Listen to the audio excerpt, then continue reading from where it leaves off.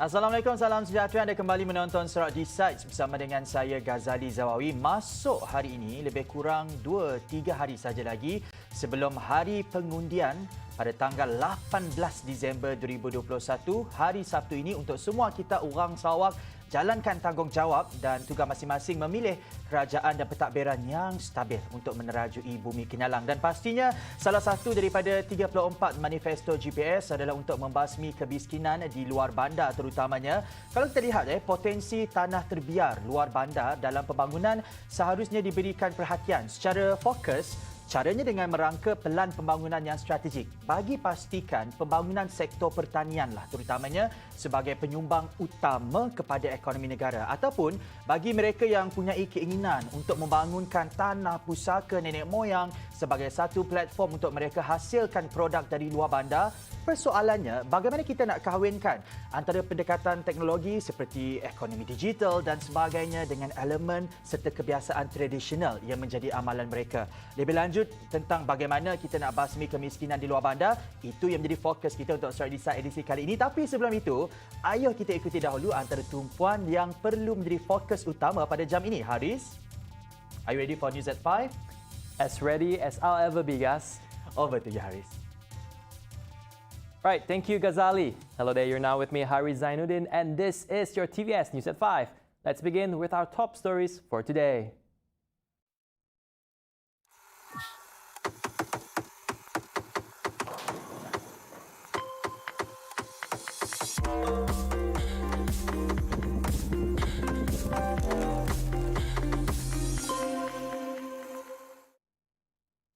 Our rights are protected. Those were the words said by Chief Minister Datuk Patinggi Tan Sri Abang Johari Tun Openg following the passing of bill to amend the Federal Constitution related to the Malaysia Agreement 1963, or more widely known as MA63. Abang Johari said the bill approved by Parliament yesterday was one of the efforts taken by Gabungan Parti Sarawak GPS to ensure the rights of Sarawakian are always protected. Hari itu sudah ada satu kemenangan kita GPS. Kena pindaan perlembagaan MA63 yang dibawa oleh Menteri kita dari GPS, Datuk Wan Junaidi, di Parlimen, di mana kita pindah mengenai dengan hak Sarawak, termasuklah Malaysia Agreement dan juga IGC. Sebagian daripada perlembagaan kita dibawa ke Parlimen sudah diluluskan oleh Parlimen. Sedangnya 200 orang muni bersetuju dengan pindaan perlembagaan. Definisi persekutuannya adalah definisi dari kita Sarawak. Dan dah dimasuknya bermakna hak kita terbela di dalam perlembagaan. The Chief Minister made the statement at a gathering with women community leaders in Gedong on Tuesday and reiterated the matter in Krian when presenting communal reserve and private land title today. Minister in the Prime Minister's Office for Parliament and Law, Datuk Sri Dr. Wan Junaidi Tuanku Jaafar said the amendment will see MA63 being equivalent to the Federal Agreement of 1948 and the Federal Agreement of 1957. He added that with this recognition, the government can now refer to all promises made in 1963, which includes what was stated in the Inter-Government Committee IGC's report, which is an in-depth study of the Cobalt Commission's report on Sabah and Sarawak's claims. Meanwhile, Tupong incumbent Fazruddin Abdul Rahman expressed his appreciation to the members of Parliament who supported the amendments to protect the rights of Sarawak and Sabah in the Malaysian Federation. He hopes that with the passing of the constitutional amendments, more rights belonging to Sarawak that have been intentionally or unintentionally eroded can be restored in line with the amendment to Article 160, Bracket 2 of the Federal Constitution. Fazruddin said that the state government under Gabungan Parti Sarawak GPS has formulated various initiatives to restore Sarawak's rights, including introducing state sales tax SST. He added that all this has been implemented in the last 5 years, and the GPS government also has many more plans to demand for the restoration of eroded rights from the federal government, which reflects the commitment of the GPS government in defending the rights of Sarawak based on MA 63, the IGC report and the Federal Constitution. Now, the passing of the bill to amend the Federal Constitution on the 1963 Malaysia Agreement marks a new history for the country and proof of Malaysia's spirit of unity in diversity. Prime Minister Datuk Seri Ismail Sabri Yaakob said the approval would provide Sabah and Sarawak its recognition and special status during the formation of the Federation of Malaysia. Ismail Sabri, in his Facebook post, said the amendment on the definitions of state in the Federal Constitution related to the MA 63 received approval of backbenchers and the opposition's MPs in the Parliament.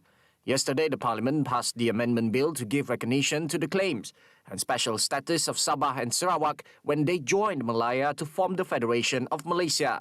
A total of 200 MPs voted in favour of the bill on the second reading, while 20 others were absent. On the third reading, 199 MPs voted in favour of it, while 21 others were absent. It is a well-known fact that Balingian has the potential to be on a high economic growth trajectory, and it is due time for the sub-district to be promoted to a full-fledged district for a better governance and administration, said Balingian GPS candidate Abdul Yaakob RB. This would also expedite and effectively transform its socio-economic landscape that enable optimum utilization of its demographic potentials, while focuses closely on improving people's ability to participate fully in the burgeoning economy. Reason being, if we are given a full-fledged district, then, it will be quite easy for us to manage ourselves. For now, everything is managed by the Muka District Office, which is away from us. So, there is a lot of difficulties. One is our location, another is, our logistic from the small district to the Muka. Even for that matter, like education. All our people there has to go to Muka to study. The proposed elevation of Balingian status into district was among requests brought forward by Abdul Yaakob to Chief Minister Datuk Patinggi Tan Sri Abang Johari Tun Openg. Other than that, Abdul Yaakob also said that one of the reasons that Balingian should elevate to full district because of the resources and the local economy. The Balingian power plant also fall into the Balingian constituency. And then we also have one plant, fresh metal plant, in my constituency. And then we have a few palm oil plantation also. Not a few, quite a number of palm oil plantation around Balingian. So with all this, I see that there is a lot of possibility for Balingian to be a full-fledged district. We have a lot of coal reserve. Yeah, that's why we have the two coal power generated plant, provide electricity, He said this when contacted by TVS today. Meanwhile, on his candidacy for Balingian in the December 18 state poll, Abdul Yaakob said he will treat all his rivals seriously, adding that he will not be complacent on whoever that are contesting. They are also working very hard. I cannot discredit what they do. And what I always tell them, just good luck. I will see them as an opponent. I don't say that I fear them. None of them I fear. But they are my opponent. I cannot, see them as just a small opponent. I say that they are opponents. This December 18, Abdul Yaakob will be up in a three-cornered fight for Balingian against Yusuf Abdul Rahman from Parti Bersatu Sarawak PSB and Abdul Jalil Bujang of PKR. In the previous state election in which he seeked his first term, Abdul Yaakob won a majority of 2,964 votes against Nurzaiti Hamdan of Amanah. Right, moving on. As the election day edges closer, GPS Nangka candidate Dr. Anwar Rapai acknowledges that the support received from the people have been overwhelming, and therefore he hopes that the support could be translated in the form of votes on polling day to determine a better future for Sarawak. saya telah pergi ke banyak tempat, termasuk juga di kawasan-kawasan China. Dan saya melihat sambutan ataupun sokongan itu masih kuat di Johor Nangka. Jadi kita nak pastikan bahawa mereka turun mengundi. Turun mengundi ini adalah penting untuk mengekalkan kemenangan dan juga mengekalkan majoriti. Kalau boleh kita nak menawarkan majoriti.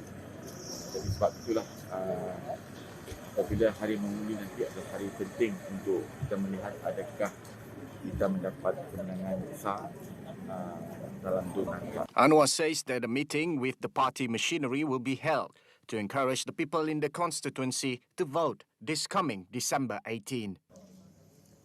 Saya rasa pada masa ini kebanyakan daripada pengundi telah membuat keputusan siapa yang mereka pangkah. Mungkin atas pagar ada lagi tapi tidak begitu ramai. Dan saya rasa mereka telah membuat keputusan siapa yang hendak diberi mandat. Tetapi yang pentingnya mereka ini harus keluar mengundi. Barulah dia diterjemahkan sebagai undi untuk menentukan masa depan negeri kita. Comradeship should remain a top priority in recapturing seats held by the opposition party this election. Such was the statement made by Gabungan Party Sarawak GPS candidate Datuk Wee Hong Seng following a press conference by Datuk Lily Yong, who expressed her frustrations that the Padungan seat was not allocated to candidates lobbied by Sarawak United People's Party branch. In light of the upcoming state election, I should appeal to Datuk Lily Yong in both my capacity as the GPS candidate for N9 Padungan and as personal friend that we resolve our differences, misunderstanding and disagreement as a family beneath the umbrella of GPS and SUBP in the name of collective responsibility. We understood Yong's disappointment as they have been personal friends through thick and thin, especially during election seasons in the past. Hence, he called upon a resolution for the betterment of the GPS coalition. We share a single all-time opponent, DAP and Chong Chen Jin, whom we all agreed to be unworthy of winning the Padungan seat as Adun. I humbly ask for your help and assistance to help SUBP, GPS to win back the Padungan seat, which have been held by DAP and PKR for many years. Earlier on, during his visit at the Tabuan Jaya Police Quarters on the early voting, he called upon voters to vote on the allocated time during polling day. We will be up against DAP Chairman Chong Cheng Jin, Aspirasi President Lina Su, and PBK Raymond Thong. And that news wraps up the 5 p.m. English news for today. Once again, I'm Hari Zainuddin. Stay safe and have a pleasant day. Back to you guys. Baik, terima kasih Haris untuk News at 5 kepada anda. Jangan ke mana-mana, terus setia hanya dalam Sarawak Decides.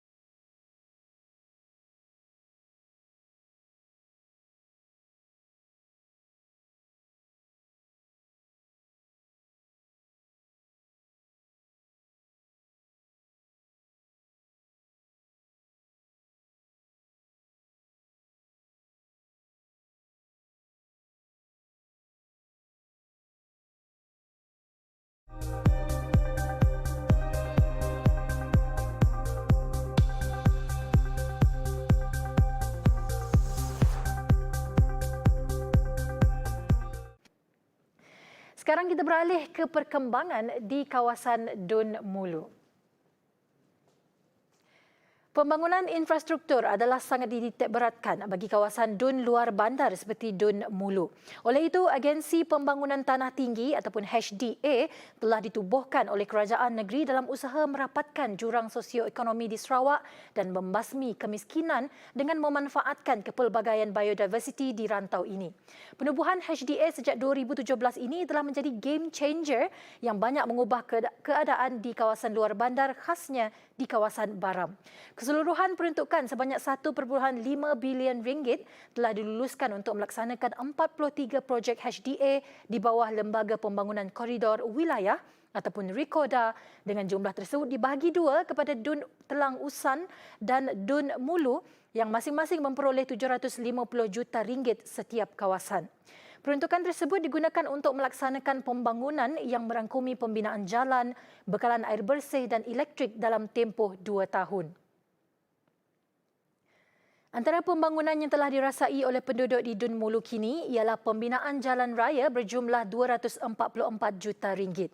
Setakat 2020, 13 projek naik taraf jalan telah dilaksanakan di Dun Mulu, di mana 6 daripada 13 jalan tersebut adalah di Kedaya Telang Usan, meliputi jarak sepanjang 122 km, menelan kos 164 juta ringgit, dan Jalan Kuala Tutoh ke Benawa sepanjang 11 km dengan anggaran kos pembinaan 19.7 juta ringgit.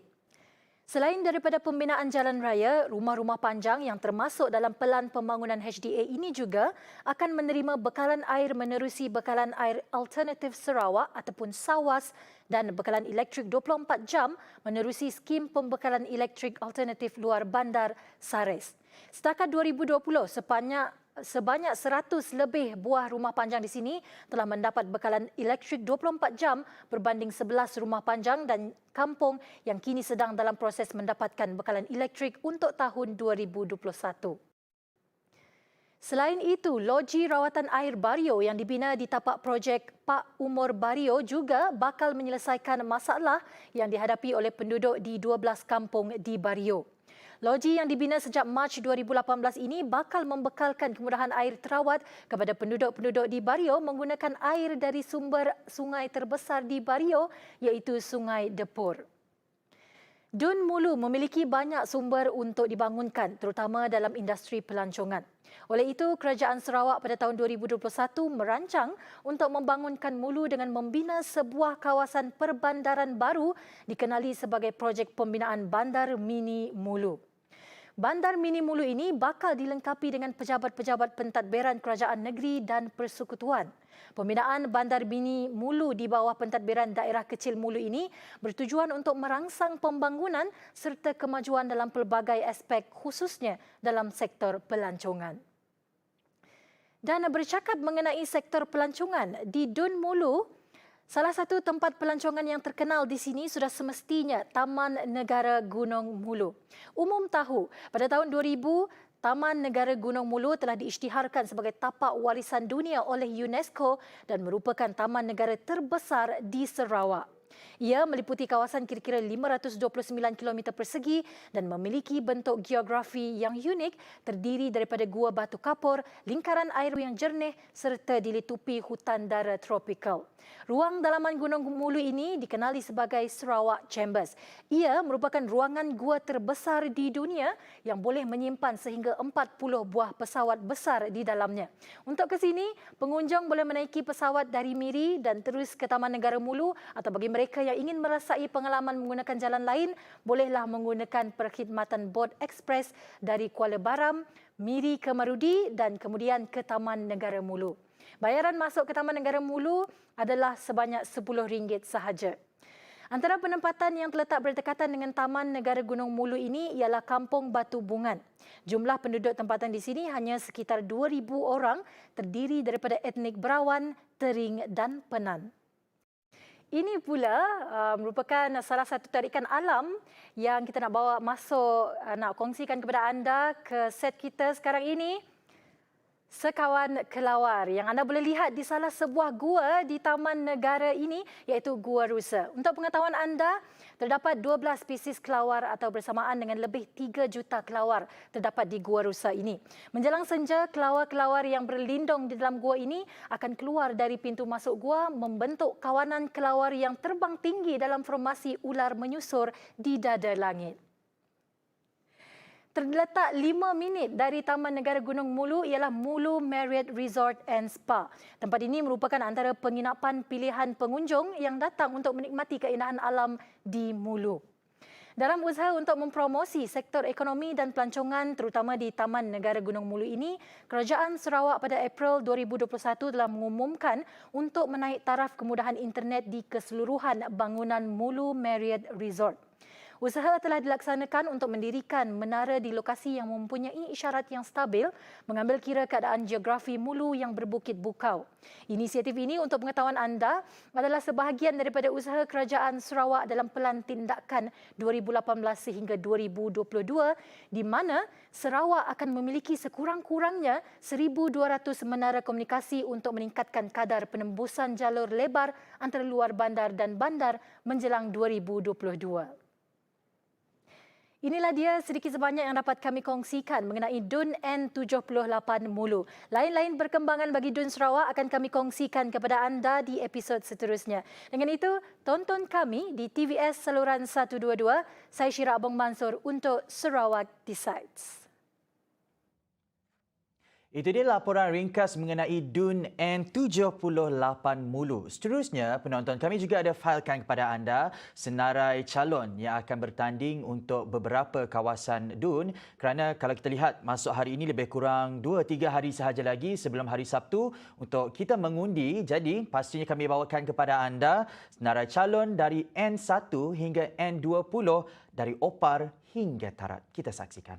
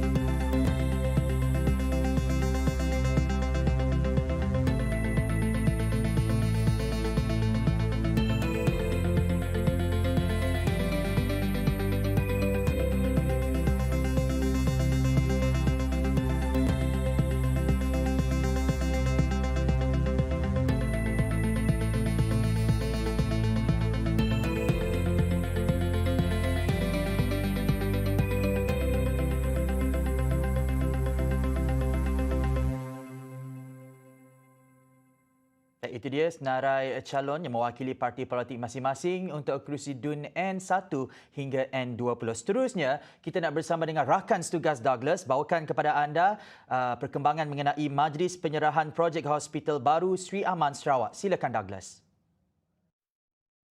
I'm reporting live from Sri Aman, where I'm currently standing at the site of the new Sri Aman Hospital, where earlier we just witnessed the pre-handing over ceremony of the hospital key from the Works Department to the Ministry of Health. The event was attended by Senior Works Minister Dr. Sri Fadila Yusof, as well as the Health Minister Khairy Jamaluddin. The construction of the hospital began in 2015, and it is expected to be fully operational by April of next year with 108 bed capacity. And equipped with modern healthcare facilities and equipment, the hospital will also be staffed with healthcare experts, catering not only to the local Sri Aman community, but also the entire division up until Betong to receive expert healthcare services. And additionally, Khairy Jamaluddin announced that the hospital will also be equipped with CT scan, operating theatres, hemodialysis centres, paediatric care and more. And costing over 100 million ringgit, it will also create over 500 job opportunities. And the opening of the hospital is definitely something that residents in Sri Aman look forward to in a long time. And that is all the quick update I have for you from Sri Aman. Back to you guys in the studio. Baik, terima kasih Douglas. Lebih banyak perkembangan akan kami bawakan kepada anda. Sarawak Decides edisi seterusnya untuk edisi 5 petang ini berakhir di sini. Kita jumpa selepas ini. Sarawak Decides, Sarawak Aku Sayang, Jaga Sarawak, Inti Sarawak.